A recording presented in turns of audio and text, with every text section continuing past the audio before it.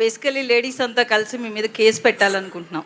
Please దయచేసి నేను వాళ్ళ కోసం జైలుకి వెళ్ళడానికి రెడీ, చిప్పకూడ తినడానికి రెడీ, అవసరమైతే ఓ చల్లక్క పడడానికి రెడీ, అవసరమైతే ఉరి శిక్ష పడడానికి రెడీ. పెట్టండి కేసు, చెప్పండి. ఎందుకు అంటే చిరంజీవి గారు లాంటి ఇమేజ్ ఉన్న స్టార్ తోటి ఆ చట్టాలు అనేవి కాపాడుకోవడానికి కప్పెట్టేయడానికి కాదు మగవాళ్ళని అని ఏదో సంథింగ్ చెప్పించారు కదా. ఆ డైలాగ్ ఏంటంటే ఇన్నాళ్ళు మేమంతా హింస పడుతూనే ఉన్నాం కదా, ఏదో 2-3 సీన్లు ఉంటాయి, డ్రమ్ సీన్ అని, కుక్కర్లో ఉడికించడం ఇట్లాంటివి, దానికోసం అని చెప్పి మగవాళ్ళ మీద తప్పుడు కేసులు పెట్టినట్లుగా ఎలా అంటారు?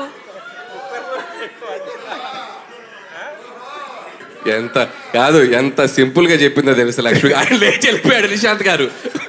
నిశాంత్ గారికి భయం వేసింది. కుక్కర్లో మనిషిని ఉడికించడం ఏదో ఈజీగా, ఏదో కుక్కని మనిషి ఉడకబెట్టినట్టు కుక్కర్లో ఉడికిపెట్టాడు. ఇది ఎవరిని అఫెండ్ చేయడానికి కాదు, లేడీస్కి ఉన్న రైట్స్ చాలా అవసరం, సోషల్ లైఫ్లో చాలా అవసరం.